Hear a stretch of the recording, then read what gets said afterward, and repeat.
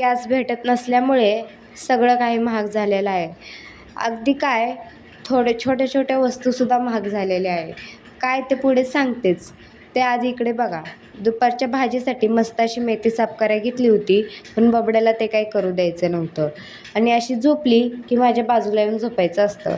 Mamma काय करते, काय नाही सगळं बघायचं असतं आणि मम्माला काय बघू द्यायचं नसतं बरं का. फोनमध्ये नुसते बोटं घालायचे आणि कट करून टाकायचं, एवढं मग कळतं.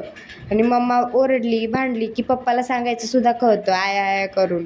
त्यानंतर लाईट गेली होती, म्हणलं बबडीला हवा घालावं, पण बबडीला ते काय काम करू द्यायचं नव्हतं म्हणून स्वतःच फॅन घेऊन बसली आणि खेळत बसली बघा. आणि लाईट गेल्या कारणाने आम्ही असं आज छान असं बाहेर बसलो होतो.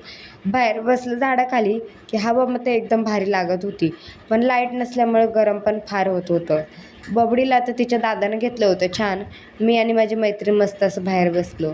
सायंकाळी माऊला हे ब्लाऊज शिवायला टाकायचं होतं म्हणून गेलतो ब्लाऊज शिवायला टाकायला. त्यानंतर मस्त असं मंचुरियन आणि सूप खायला आलो. मंचुरियनचे भाव तर डायरेक्ट 10 रुपयानंच वाढले. 20 रुपये प्लेट होते तर 30 रुपये प्लेट झालं बघा. त्यानंतर ह्या परीला भेटायला गेलो, कारण ही परी गेली ती गावाला 2-3 महिने झालं. आत्ता आले ना, मग तिला भेटून आली. त्यानंतर ह्या बघा माझ्या बाळाची मस्ती.